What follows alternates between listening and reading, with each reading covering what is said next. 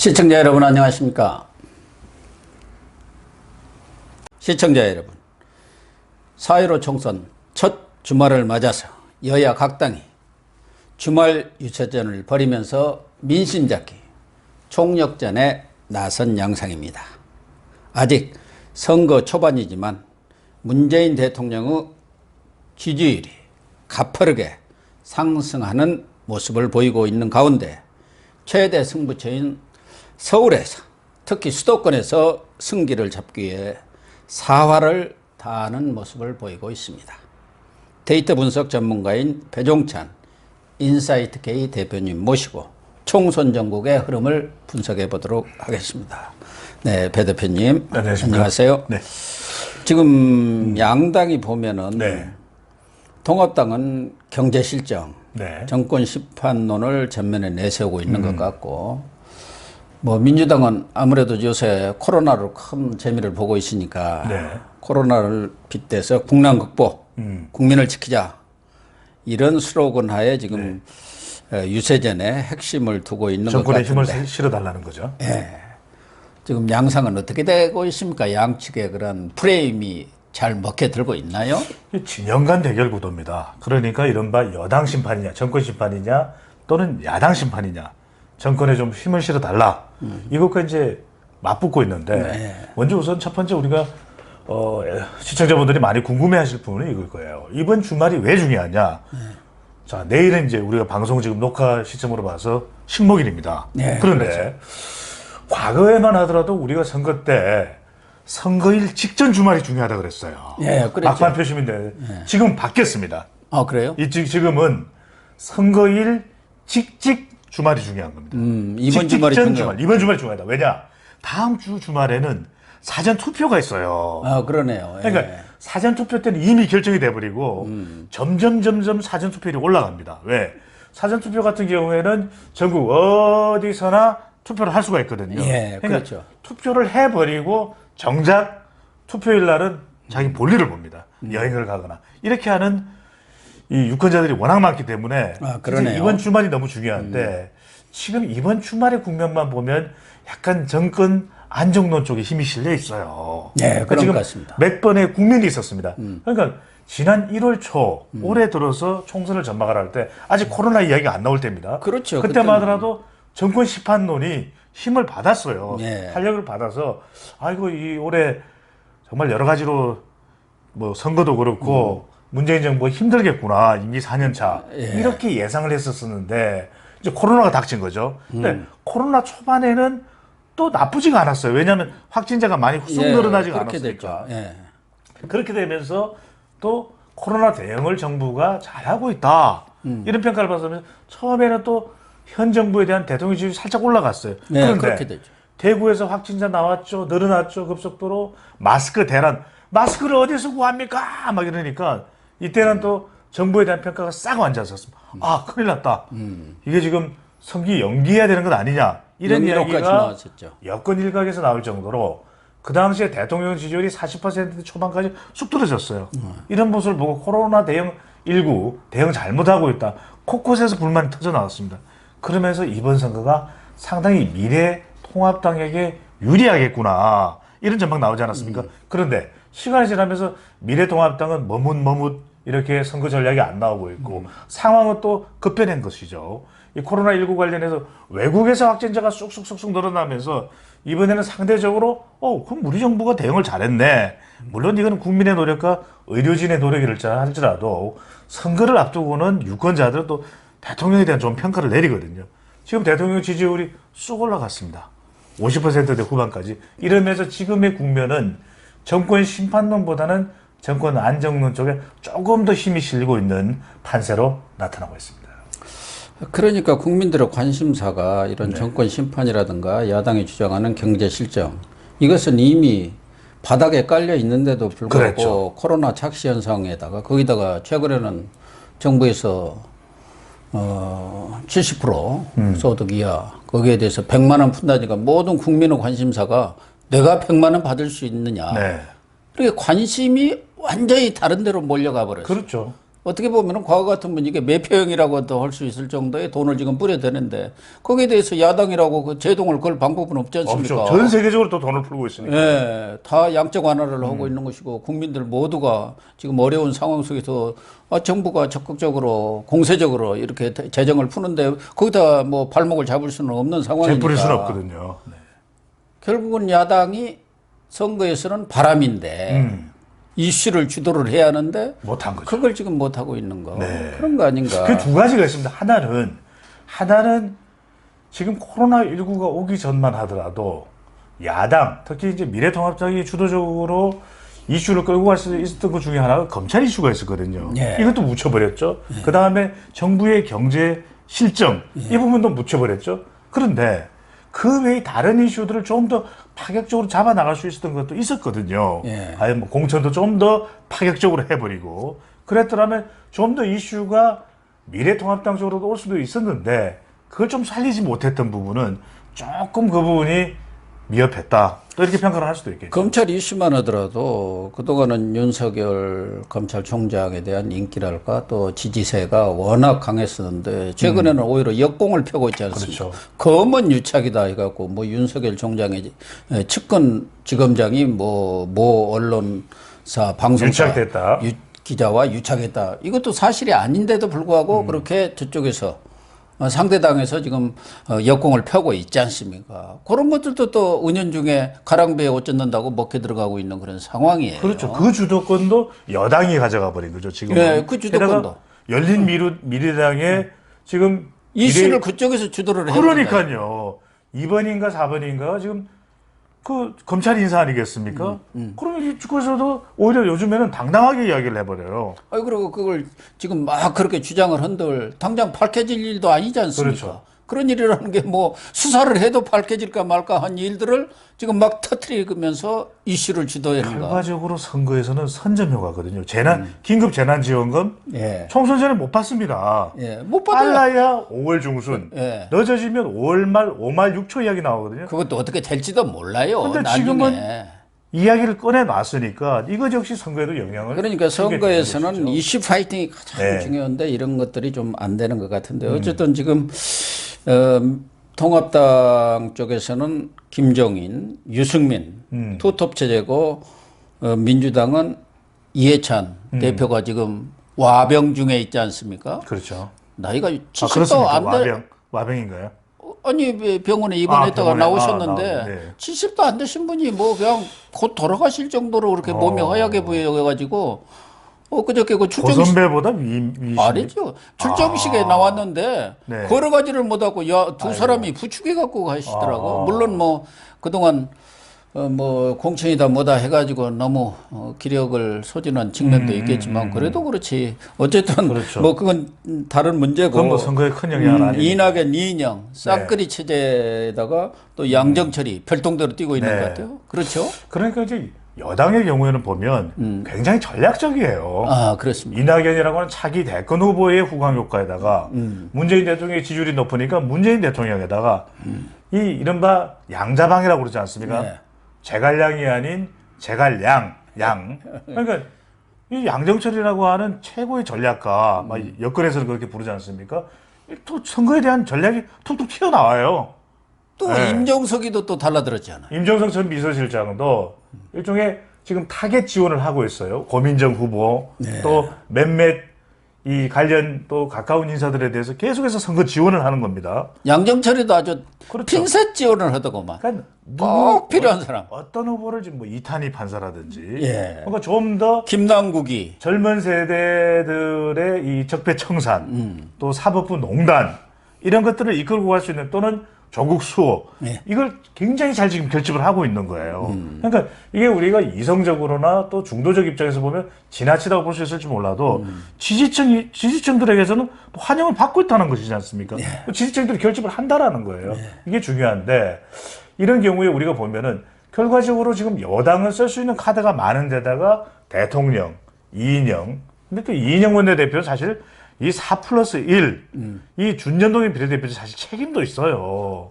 뭐 책임 있는 정도가 아니라 그 사람이 네. 전적인 책임이 있는 거죠. 그 사람은 뭐 별 영향가는 없는 것 같은데 그래도 열심히는 돌아다니는 것 같아요. 그래서 우리가 고영신 TV를 통해서 계속 말씀드리는 건 뭐냐면 지금 그냥 묻지마 투표를 하는 겁니다. 진영 간 완전 갈려가지고 그게 정말 말이 안 됨에도 불구하고 책임을 져야 되는데도 불구하고 책임지라는 이야기를 하는 것이 아니라 그렇게 선거운동을 주도하고 있으면 가서 또 관심을 가지고 투표를 하는 거예요. 그게 문제인 건데 자, 더 중요한 것은 야권, 미래통합당도 사실 좀 더 통합된 선거운동이 필요합니다. 지금 일종의 각계 전투를 하고 있어요. 유승민 의원 또 김종인 본부장이죠. 선대본부장. 위원장입니다. 그러면 지금 한경환 후보의 경우에 사실 종로에 매진해야 되거든요. 우리 기억하실 것이 종로가 워낙 그럼요. 지금 격차를 좁히지 못하고 있으니까 이게 좀 미리 보는 또 대선, 미리 보는 미니 대선 이야기를 하는데 전초전이다 하는 이야기를 하는데 그런데 너무 이낙연 후보에게 밀리면 안 되는 겁니다. 전체 안 판세를 되죠. 생각해서라도. 네. 종로에서 바람을 일으켜야죠. 한경환 후보는 종로에서 계속 파이팅을 했는데 지난 2016년 총선도 보십시오.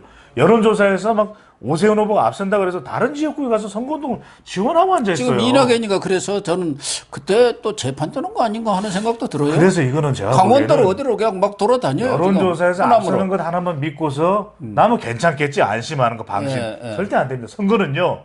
정말 토끼 한 마리를 잡을 때나 맹수인 사잡을 잡을 때나 똑같은 힘을 들여야 되는 거예요. 그게 선거입니다. 내가 마음을 놓고 있으면 종로 유권자들 어떻게 생각해요? 아, 저기 정말 제밥에나 관심이 있구나. 자기 대선에 관심이 있구나. 그렇죠. 지역구에 관심 없구나. 이렇게 생각을 할 수도 있다라는 겁니다. 유권자들은 유권자들의 심리를 기준으로 말씀드리면 그래서 황교안 후보도 마찬가지예요. 다른 이야기 할 필요 없습니다. 저는 오로지 종로, 처음부터 종로, 끝까지 종로. 모든 후보들은 그렇게 생각을 해야 되는 것이고 선거는 오히려 유승민 의원 지금 불출마잖아요. 예. 오히려 더 강력하게 전국적인 힘을 몰아줘야 됩니다. 그래서 유승민 의원이 그동안 침묵을 지키다가 지금 뭐 수도권에 아주 전력 투구를 하고 있는데 김종인 위원장하고 좀 이렇게 호흡을 잘 맞춰갖고 중요합니다. 전략을 잘 짜갖고 돌아다니고 또, 그렇죠. 또 미래한국당도 마찬가지죠. 원유철은 어떻게 맞고 이걸 좀 중앙당 차원에서 잘 전략을 짜서 효과적으로 다녀야 할. 그리고 그 고박사께서 잘 지적을 하셨습니다만 지금 미래통합당이 내세울 수 있는 카드는 경제밖에 없습니다. 다른 카드를 꺼내기가 힘들어요, 사실은. 그런데 경제만이 중도층을 가져올 수 있고 경제만이 또 자영업층을 가져올 수 있는데 유승민 의원도 경제학 전공자 아닙니까? 경제학 박사 아닙니까? KDI까지도 근무를 했고 그러면 사실은 김종인 박사 호흡을 맞춰야 돼요. 각각 따로 놀아서는 안 됩니다. 탁탁 아기가 그럼요. 맞게 이렇게 쳐주고 받아주고 그렇죠. 궁작자 그리고 그래야 신구의 조화가 돼야 되지. 안 그러면요 사람들이 아 또 각계 전투구나. 자기 이렇게 계보 생각합니다. 챙기로 다니는구나. 그렇죠. 이렇게 돼버려요. 맞습니다. 네. 그렇게 되기 때문에 또 이게 시너지 효과가 안 납니다. 왜냐하면 이제는 유권자들이 지나온 밟아온 이력들을 보는 겁니다. 그러니까 뭐 바른정당, 바른미래당, 그 앞에는 새누리당 여러 가지 또 불협화음이 있었거든요. 바로 그런 부분들을 극복하는 모습을 보여줘야만 된다는 거죠. 이 동선도 약간 좀 다른 것 같은데 지금 통합당 쪽은 어쨌든 당장은 수도권 쪽에 여기가 승부처다 해서 총력전을 펴고 오늘은 뭐 첫날이어 가지고 김종인 선대위원장을 비롯해서 뭐 지도부가 부산에 지금 내려갔어요. 사실은 수도권과 부산의 표심에 따라서 이번 총선의 승부가 갈린다고 봐야지 않겠습니까? 근데 부산도 또 아무래도 정권 심판론이 지금 바람을 타고는 있지만 그래도 지난번에 몇 석이었죠? 5석인가 뺏겼어요. 그러니까 여기도 찾아와야 하거든요. PK 지역에서 지난번에 무소속까지 포함해서 미래통합당이 뭐 두 자릿수의 의석을 사실은 자기들이 텃밭이라고 하는 곳에서 놓친 거죠. 놓친 셈인데 여기가 중요한 것이 정권 심판론이 올라갔다고는 하지만 지금 미묘해요. 왜? 대통령 또 정부 또 여당의 카드가 많다고 했지 않습니까? 대통령 지지율 올라가고 있습니다. 코로나19 대응 이야기 나와요. 또 긴급 재난지원금이 나갑니다. 얼마 전에 대통령도 그쪽에 어디 진행가 뭐 어디 창원 쪽에 내려간 것 같은데요. 그렇게 되죠? 지금 대통령이 이뿐만이 아닙니다. 제주도까지 갔어요.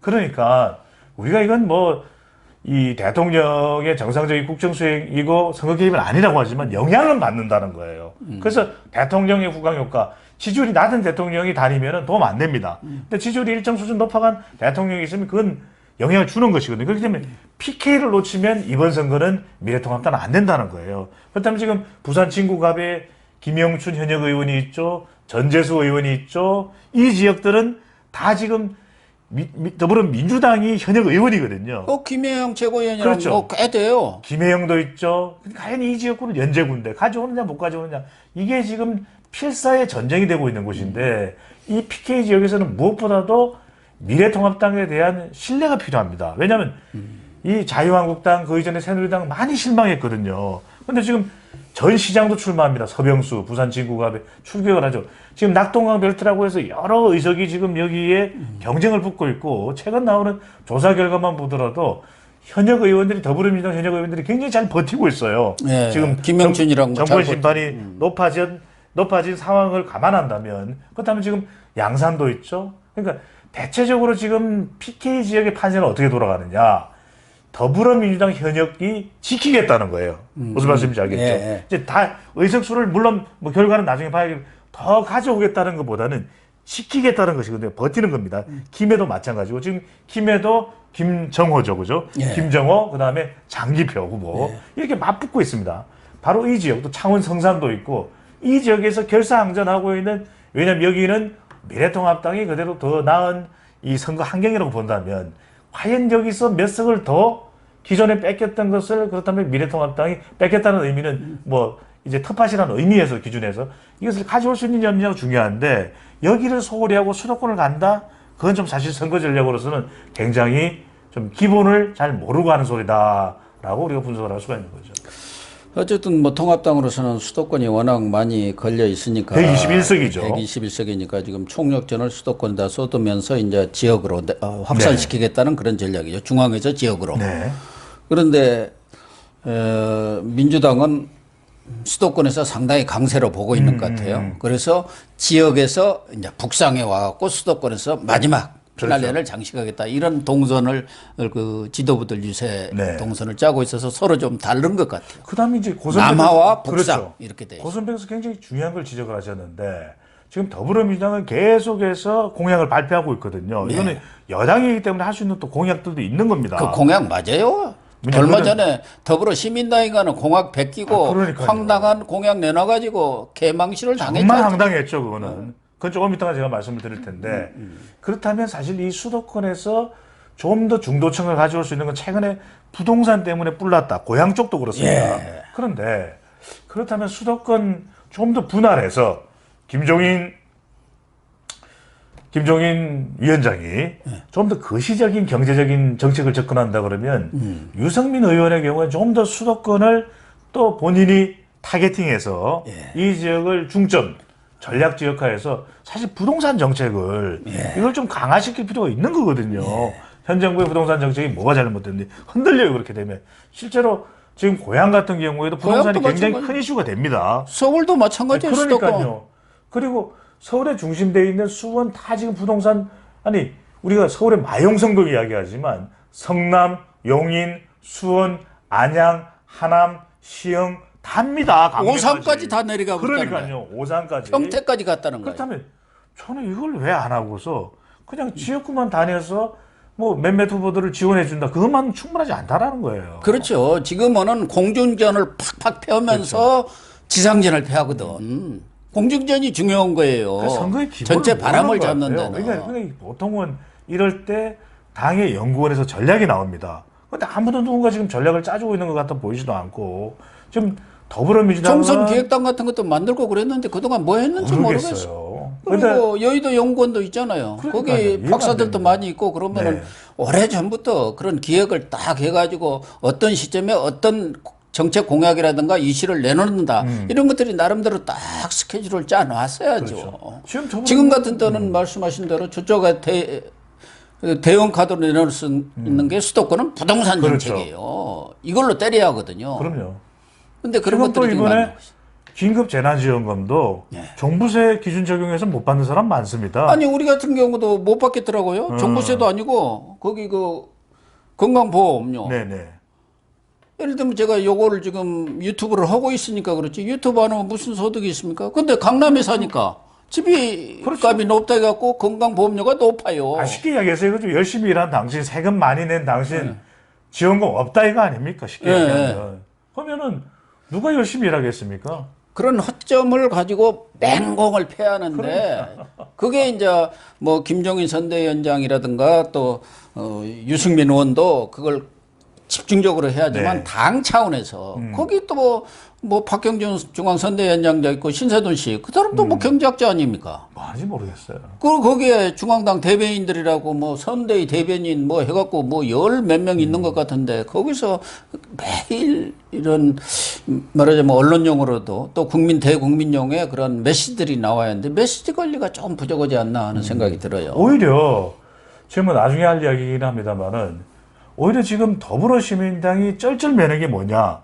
지금 더불어시민당이라고 하는 위성정당을 만들어 놨는데 아까도 말씀드렸지만 정책도 우왕좌왕 좌충우돌하고 앉아있고 더불어시민당이 심지어는 버스에 그 광고도 지금 시비가 걸려 있는 상태고 그런데 오히려 열린민주당 같은 경우에는 손혜원이라고 하는 또 홍보 전문가가 있어요. 아, 손혜원 하나를 지금 못 당하고 있다. 못 당하는 거 아닙니까? 아, 민주당도 못 당하더라니까요. 그러니까 그래서 이게 민주당에서도 선거에서는 홍보가 중요하다니까요. 민주당에서도 지금 최근에는 완전히 요 열린민주당을 맹공을 펴붓더라고. 네. 왜 그러냐면 더불어시민당 여기에 14번이 김홍걸이에요. 근데 김홍걸까지도 지금 떨어지게 생겨서 현재 지지율 가지고는 그리고 8번이 황희석인데 15 내지 지금 11, 2%가 지금 나오잖아요. 15%면은 황희석이 당선되는 거예요. 김홍걸이냐 황희석이냐 조국이냐 이낙연이냐 이런 싸움이 돼가니까 지금 밀려버리는 거죠. 민주당도 밀리고 있어요. 선거는 결과적으로 어떤 메시지냐의 문제거든요. 어떤 개념을 도입하는 건데 지금 더불어시민당 경우에는 지금 불안불안한 거예요. 그러니까 열린민주당이 손혜원 의원이 뭐 보통 사람이 아니잖아요. 그러니까